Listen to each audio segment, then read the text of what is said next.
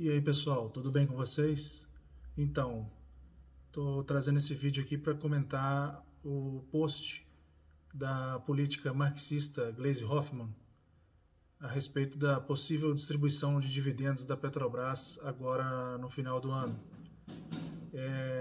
Ela posta da seguinte forma, ela escreve aqui: passada a eleição, volta a sangria na Petrobras. Então, assim, vou comentar essa primeira frase dela para dizer que não se trata de uma sangria. A empresa, o valor proposto de 50 bilhões de reais é relativo ao lucro do terceiro trimestre da empresa. Sangria seria se a empresa estivesse fazendo dívidas para honrar esse pagamento ou desfazendo-se de patrimônio para isso, o que não é o caso. Né? Sangria, enfim, com certeza não é. Ela continua escrevendo: estão preparando a distribuição de 50 bilhões em dividendos.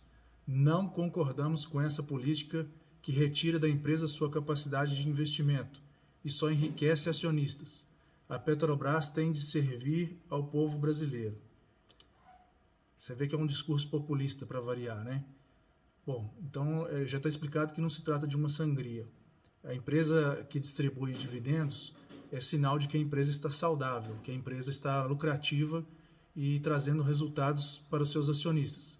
E é preciso lembrar que o maior acionista da Petrobras é o governo federal, ou seja, somos nós, né, o povo brasileiro.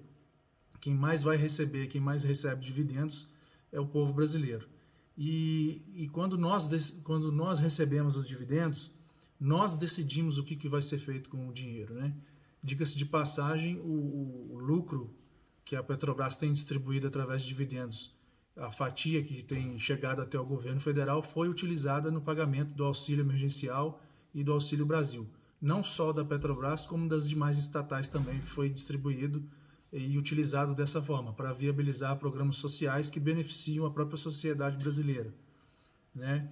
E a empresa, quando ela não distribui dividendos, ela pode reter os dividendos e ela mesma decidir como que ela vai alocar esse capital. Aí a gente se pergunta, né? O histórico recente aí do governo do PT em relação à gestão da Petrobras foi lamentável, né? A empresa se afundou em dívidas, foi sujeito passivo aí da maior dívida da história, da maior dívida do mundo, né? Do setor mercantil aí das empresas, e sem falar que ela passou aí à beira de quebrar, né? Com congelamento de preços, né, política de congelamento de preços, que depois a gente viu que a gente teve que pagar de um jeito ou de outro. Então, assim, se a gente estivesse diante de uma empresa, por exemplo, como a Berkshire Hathaway do Warren Buffett, que não paga dividendos, mas é o cara que sabe alocar muito bem o capital, fazendo novos negócios para trazer mais resultados para os acionistas, mas a gente está falando de um governo. E no caso do governo do PT, a gente sabe muito bem no que aconteceu. A alocação de capital que eles faziam com o dinheiro da Petrobras foi para aquisição de refinarias superfaturadas, como a Abreu Lima e Pasadena nos Estados Unidos. Essas foram refinarias que estavam sucateadas e foram compradas por um preço muito superior àquele que realmente valiam. E aí houve até comprovações aí durante o processo na Lava Jato que o partido recebia um rebate aí, né, uma pseudo-devolução aí de parte do valor pelos negócios que foram feitos, que foram extremamente prejudiciais aí para o resultado da Petrobras. Né? Como eu disse aí, a empresa ficou com a maior dívida do mundo.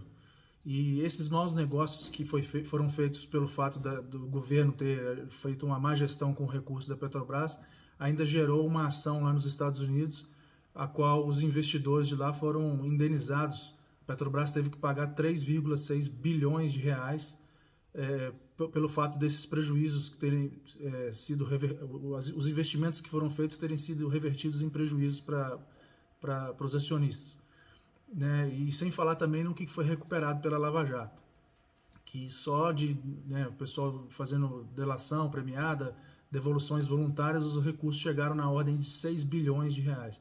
Imagina o que não poderia ter sido feito com esse dinheiro, né? 6 bilhões na Lava Jato, mais 3,6 de indenização lá nos Estados Unidos, quase 10 bilhões, fora o que não foi conseguido ser recuperado.